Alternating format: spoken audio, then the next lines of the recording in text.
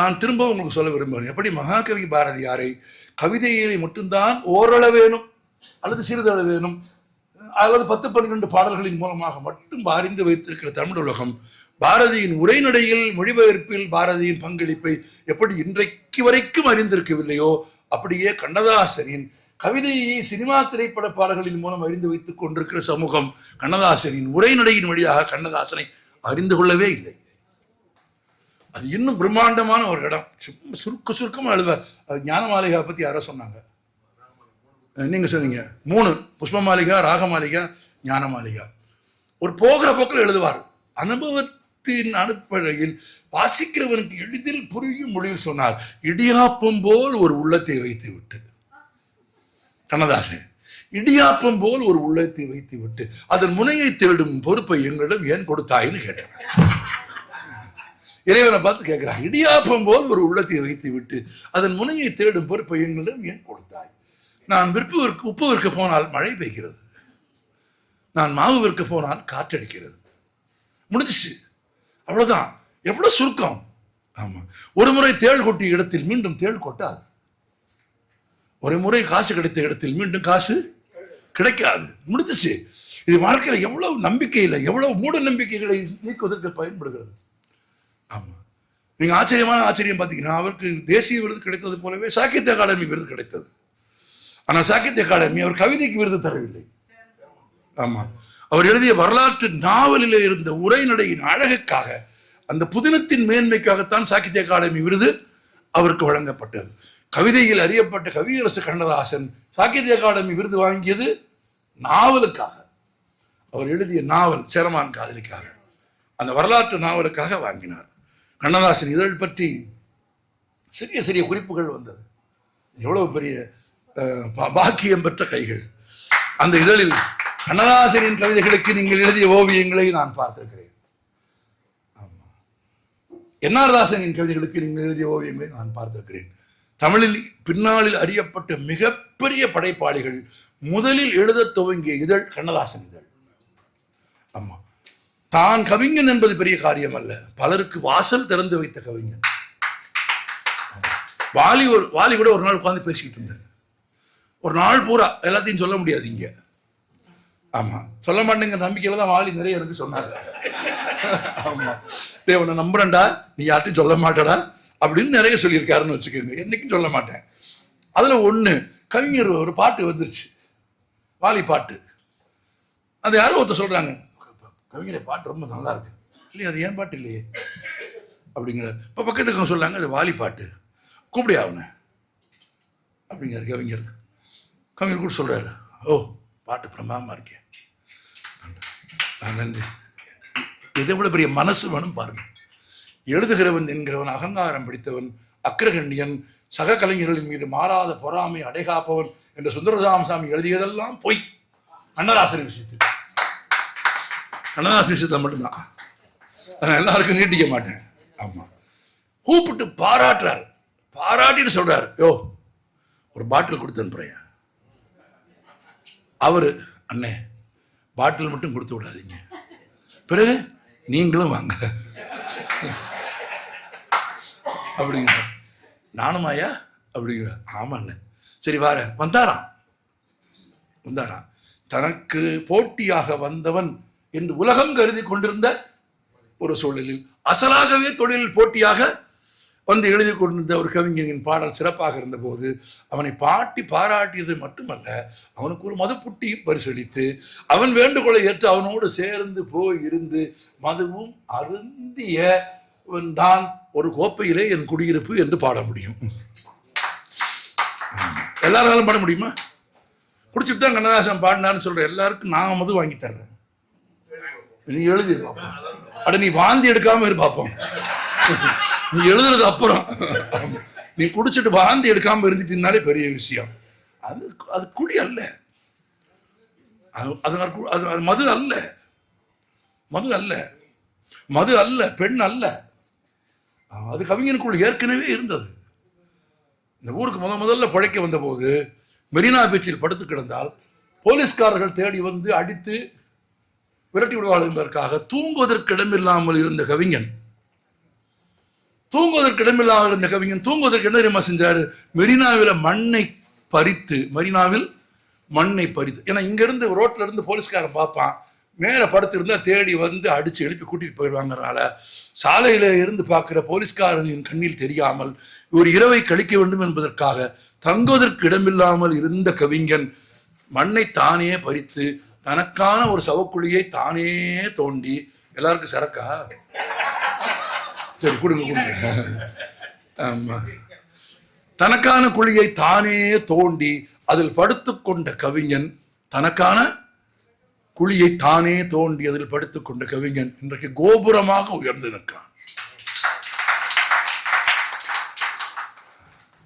100 ஆண்டுகளுக்கு பிறகு, அவன் பிறந்த 100 ஆண்டுகளுக்கு பிறகு இந்த உலகம் அதை கொண்டாடுகிறது. உரைநடையில் கண்ணதாசனின் உச்சத்தை நீங்கள் பார்க்க வேண்டும் என்றால் ஞானமாளிகா, புஷ்பமாளிகா, ராகமாளிகா இவைகளை தவிர வனவாசம் படிக்க வேண்டும், குட்டி கதைகள் படிக்க வேண்டும்.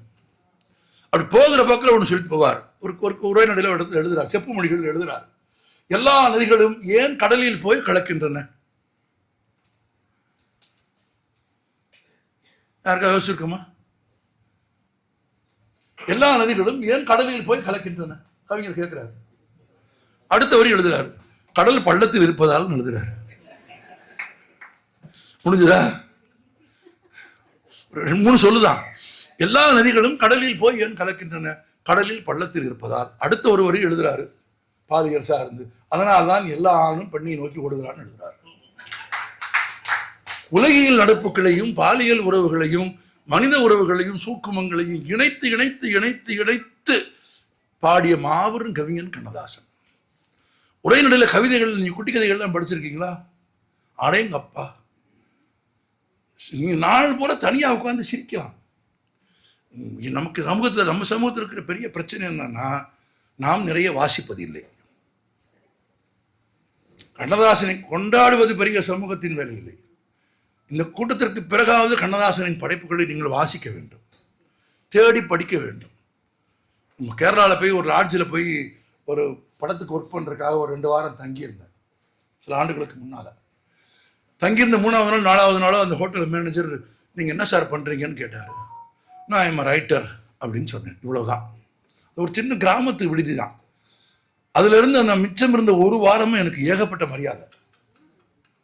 அந்த லாட்ஜில் அவர் போனா வந்து எனக்கு கும்பிடுவார். அந்த லாட்ஜுக்கு எவன் தங்க வந்தாலும் கூட்டிட்டு வந்துடுவார். ஆமா சார், பாரதி கிருஷ்ணகுமார் ஆகும் சார், ரைட்டர் ஆனும், ஆமா சார், தமிழ்நாட்டில இருந்து வந்து இன்னும் மேல இருந்தா வந்தோம், இந்த வரைக்கும் தமிழ்நாடு அப்படின்னா. அந்த ஹோட்டலுக்கு தங்க வந்தவன் பூரா என்னை பார்த்தான். அந்த ஆள் காலையில், மத்தியானம், சாயங்காலம், நைட்டு 10 தடவை, சார் சௌக்கியமோ சௌக்கியமோ. தமிழ்நாட்டில் என்ன நிலைமைன்னு சொல்லுங்க நீங்க. நான் எழுத்தாளுன்னு சொன்னா அடுத்த நிமிஷம் நம்மால் கேட்கிறான் கூட இல்லை.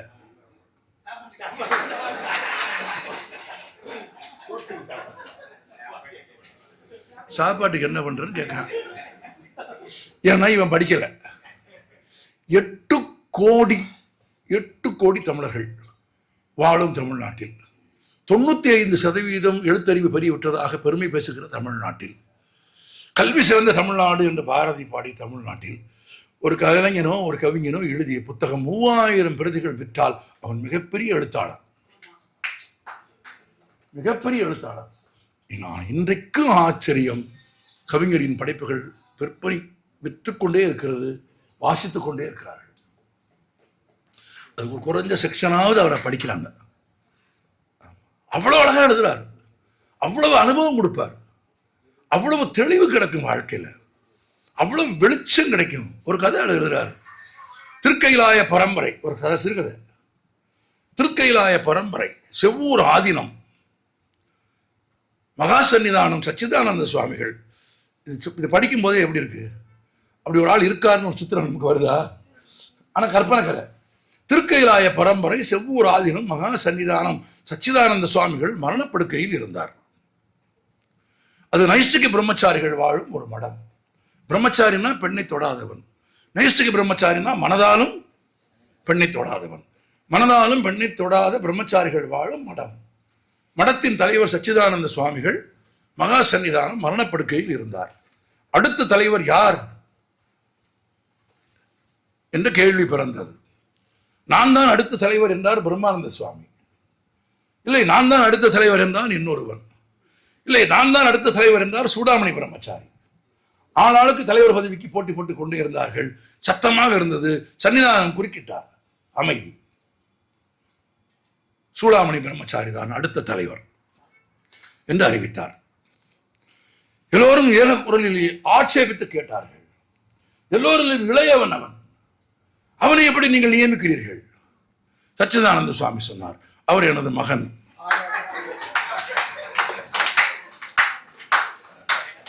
அடுத்தபடி ரொம்ப சிறப்பு. சுவாமிகளின் ஆவி அமைதியாக பிரிந்தது. அதுதான் கண்ணதாசன். வேட்டைக்கு போயிருந்த ராஜா பத்ருஹரி ஒரு நாள் அரண்மனைக்கு திரும்ப வந்தான். அறிவிப்பு இல்லாமல் அந்த புறத்திற்கு போனான். போலாமோ? போயிட்டான். அறிவிப்பு இல்லாமல் அந்த புறத்திற்கு போனான். அங்கே அரசி ஒரு குதிரைக்காரனோடு குழாவி கொண்டிருந்தாள். வேட்டைக்கு போய்விட்டு நாடு திரும்பிய ராஜா பத்ருஹரி அறிவிப்பு இல்லாமல் அந்த புறத்திற்கு போனான். அங்கே ஒரு அரசி குதிரைக்காரனோடு கூடிக்கொண்டிருந்தாள். மனம் வெறுத்த ராஜா பத்ருஹரி துறவியாவது என்று தீர்மானித்தான். அப்புறம் அதுக்காக வரும். ஆமா, துறவியாவது என்று முடிவெடுத்து திருவக்கோலம் பூண்டு விட்டு விடைபெறுவதற்காக மீண்டும் அந்த புறத்திற்கு போனான். ஆமா, அரசி அலட்சியமாக அவனை வழி அனுப்பினாள். பத்ருஹரி அமைதியாக கேட்டான், குதிரைக்காரனை எப்போது ஞானியாக்கப் போகிறாய் என்று கேட்டான்.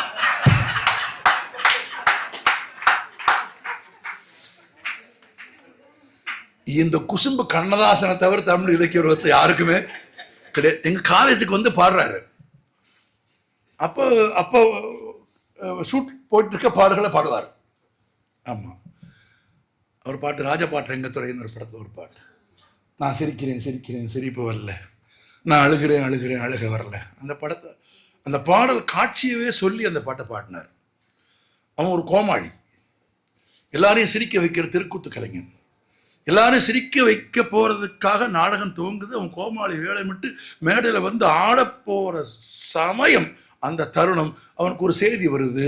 அவன் உயிரினும் உயிரான அவன் தங்கை இறந்து போறான். குழந்தை பேரு சமயத்துல தங்கையின் மரணம் வந்துருச்சு. தங்கையின் மரண செய்தியை கேட்ட அவனால் அதை தாங்க முடியாது. ஆனா கூட்டம் கூடியிருக்கு, கூட்டத்தை ஏமாற்ற முடியாது. கவிஞர் சொல்றாரு. ஆமா, அவன் உள்ளுக்குள்ள அழுகிறான். ஆனா வெளியில அவன் சிரிக்கணும். அதை விட அவன் எல்லாரையும் சிரிக்க வைக்கணும். அவன் கோமாளியா குதிச்சு ஆடணும். இப்படி ஒரு இக்கட்டான வாழ்க்கை சொல்ல ஒரு கலைஞனுக்கு நீங்க மற்றதெல்லாம் மறந்துட்டு யோசிச்சு பாருங்க. அசலாகவே மேடையில் பேச இருக்கிற, நடிக்க இருக்கிற, எல்லாரையும் மகிழ்விக்க இடத்துல இருக்கிற ஒரு மனிதனுக்கு சொல்ல ஒண்ணாத துயர செய்தி வந்தால் அவன் என்ன ஆவான்? ஒண்ணும் இல்லை, இல்லாத பாட்டி செத்து போனதா லீவ் போடுறாள் நம்ம. இல்லாத பாட்டி செத்து போன ஒன்றும் இல்லை.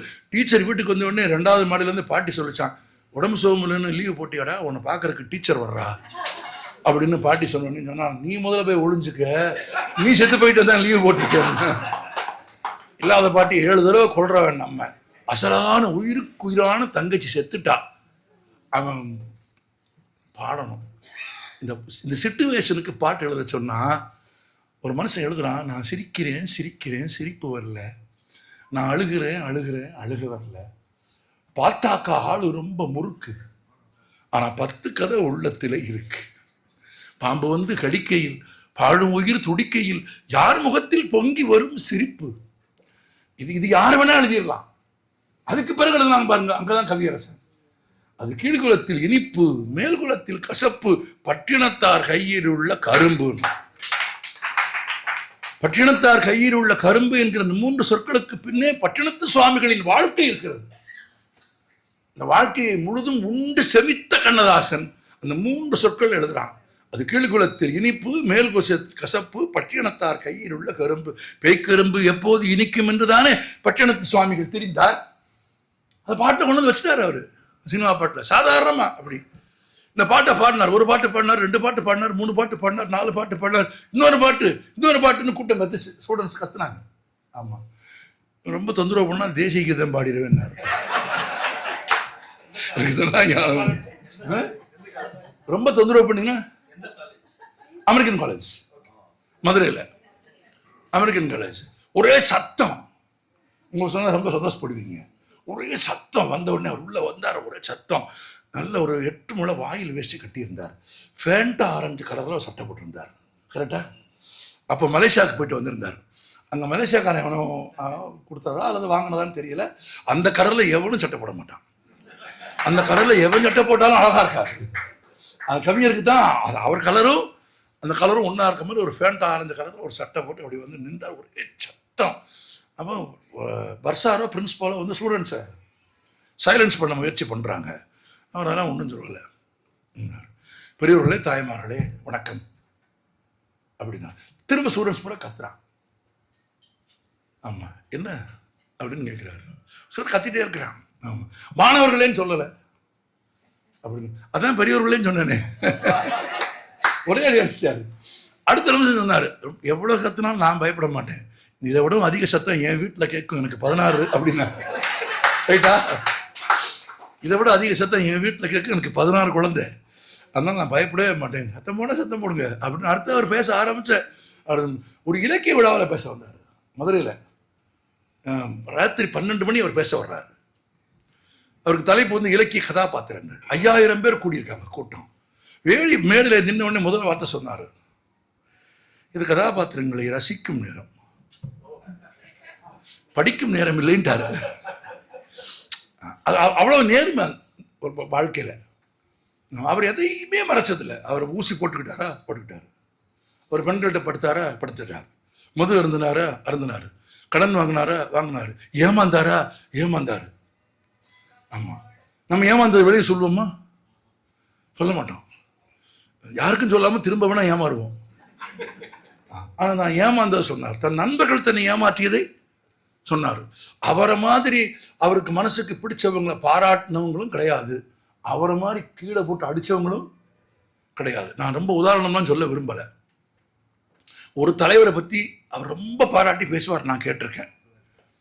அதே தலைவரை பத்தி ஒரு கூட்டத்தில் பேசும்போது சொன்னார், இப்படிதான், நான் அவரை இது நாள் வரை முட்டை என்று நினைத்துக் கொண்டேன், இப்போதுதான் தெரிந்தது அது ஒரு கூமுட்டைனார். அப்படி புகழ்வாரு இறக்குவாரு. எவ்வளவு புகழ்றாருன்னு சொல்ல முடியாது, எவ்வளவு விமர்சிக்கிறாருன்னு சொல்ல முடியாது. அது அது அது ஒரு கட்டத்தில் என்ன, அது ஒரு விமர்சனமா வருது. பொது வாழ்க்கையில் சொல்றேன், அவன் நேற்று கொண்டாடுவான்யா, ஆமா தலையில் வச்சுட்டு ஆடுவான், இன்னொரு நாளைக்கு கீழே போட்டு மிதிப்பாயா, அவன் என்னையா ஒரு ஆளா அப்படின்னு ஒரு பொது சமூகத்தில் பேசத்தானே செய்வாங்க.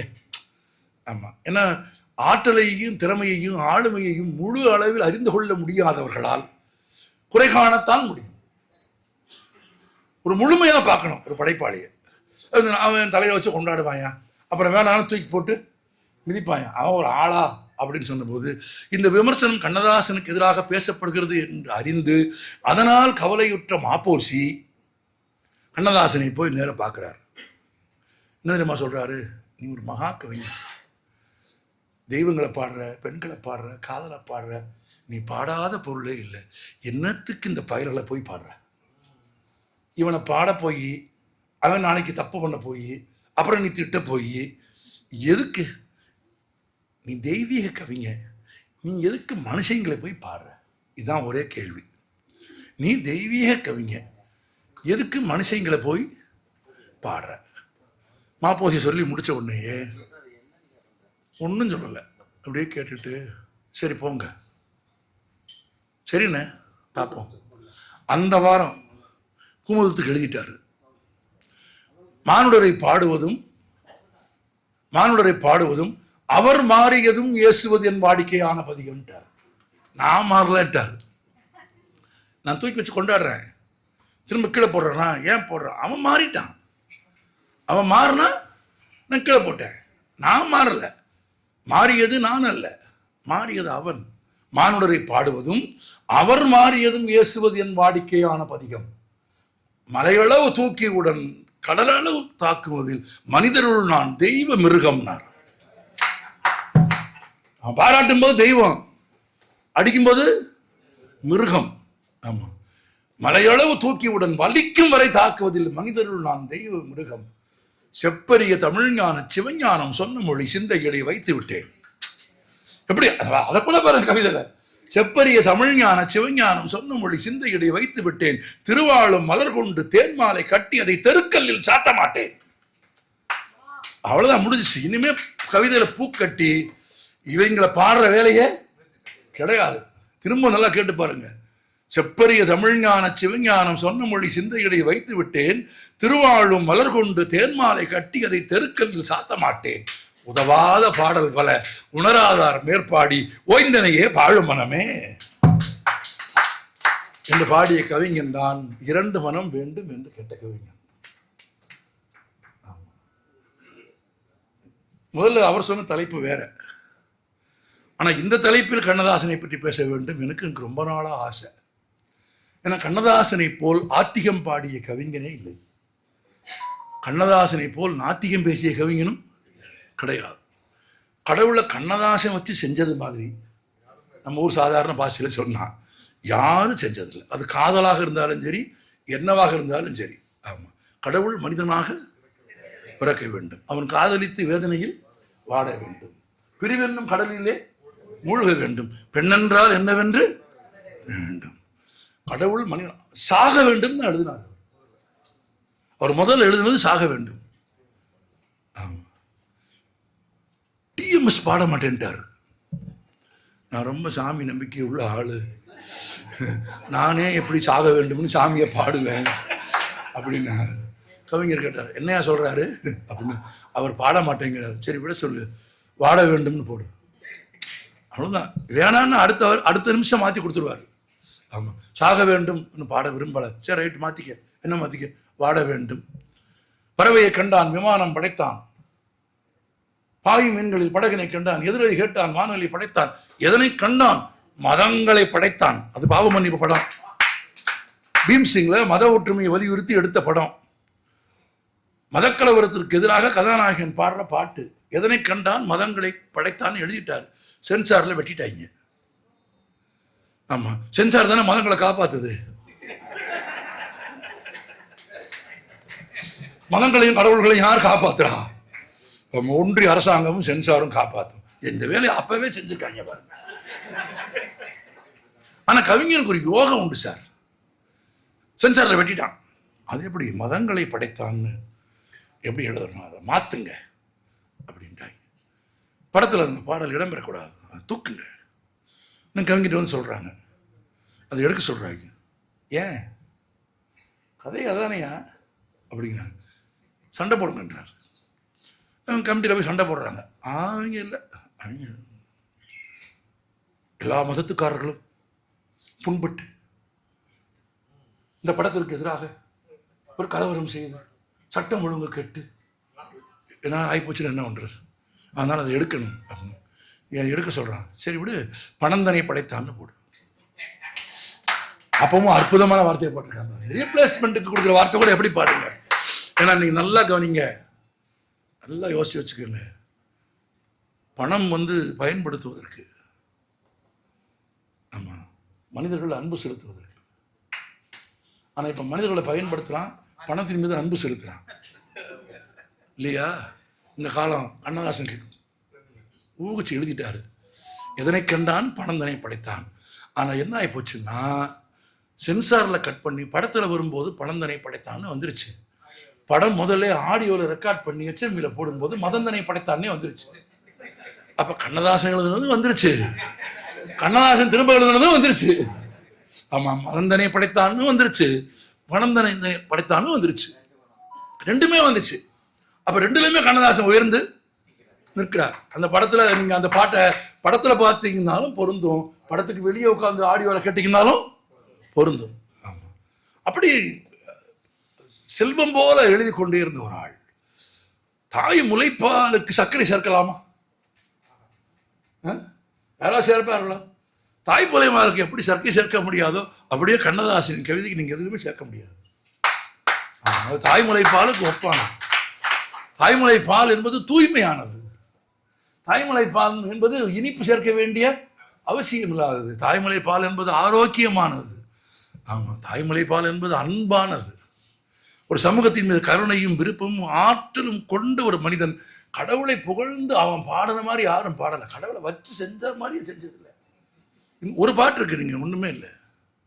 ஆமா,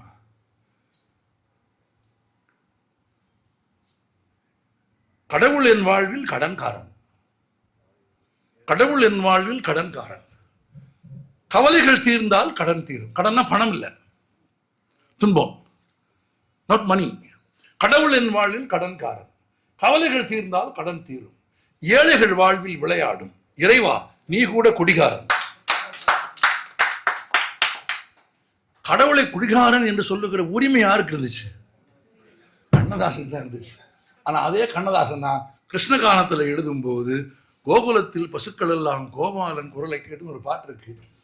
அந்த பாட்டில் ஊட 2 வரி கவனிச்சிருக்கீங்களா? அங்கதான் கண்ணதாசன் பக்தியின் ஊடேயும் கூட, காதலின் ஊடேயும் கூட, ஆன்மீகத்தின் ஊடேயும் கூட காமத்தை அப்படி அளவாக கலக்கிற அற்புதம் கண்ணதாசனுக்கு மட்டும்தான் வரும். நீங்க சொன்ன பாட்டை விட்டுறாம போகணும். அந்த பாட்டு, அந்த மணமேடை மலர்களுடன் தீபம், அந்த பாட்டில் ஒரு வரி சொன்னார் அவர்ல, அவங்க தலைவனும் தலைவியும் தனியா இருக்காங்க. என் தனிமை உலகம் இனிமை, என் தாய் வீடும் நினைவில் இல்லை. நான் இந்த அரங்கத்தில் கூடியிருக்கிற பெண் மக்களை பார்த்து கேட்கிறேன், யாராவது அம்மாவிட மறப்பீங்களா? அம்மாவா இல்லையா? மறக்க மாட்டோம், மறக்கவே முடியாது. ஆனா நீங்க மறப்பீங்க. அவனோடு இருக்கும்போது மறந்துடுவீங்க. அவனோடு இருக்கும்போது உங்களுக்கு யார் ஞாபகமும் இருக்காது. அவனோடு இருக்கும்போது அவன் அவங்களுக்கு உரியவனா இருந்தா,